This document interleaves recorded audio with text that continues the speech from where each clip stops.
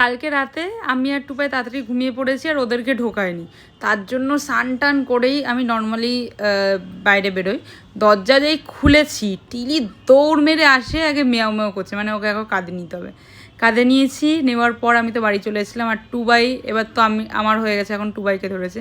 ল্যাপটপের মধ্যে কার্সারটা ঘুরছে, ওটা খুঁজে পাচ্ছিল না বলে পিছন দিকে খুঁজছে।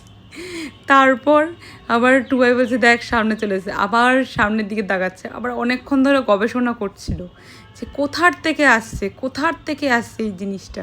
তারপরে কিছুক্ষণ পর টুবাইয়ের দেখো হাতের দিকে তাকিয়ে আছে, তাকিয়ে যেই বুঝেছে হাতের দিকে, উনি ওখানেই থাবা মেরেছে যে ওখান থেকেই আসবে। তো যাই হোক, এই হলো টিলির গল্প। রসরাজের লোক আসে প্রতিদিনই আমাদের অফিসে, তো ওর কাছ থেকে আনলাম গন্ধরাজ দই। অ্যান্ড বাড়ি এসে দেখলাম মুখটা একটু বেশি ট্যান হয়ে গেছে, প্লাস চুলের অবস্থাটাও খারাপ।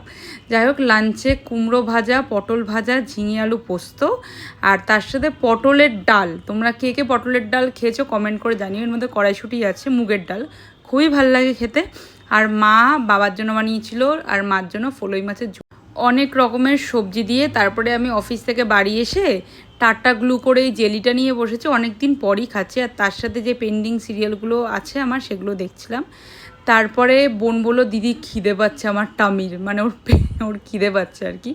মাকে নিয়ে স্মাইলিটা অর্ডার দিলাম, এয়ার ফ্রায়ারে ভেজেছি, তাহলে তেলটা অনেকটাই কম লাগে। আমি মা বোন তিনজন মিলে খেতে খেতে টিভি দেখছিলাম। আর টুবাইয়ের বাড়ি যেতে না যেতে টিলি আমার কাঁধের উপর উঠে গেছে, দেখো এরকম করেই শুয়ে থাকে। শরীরটাও ভালো লাগছিল না। তো যাই হোক, মিনি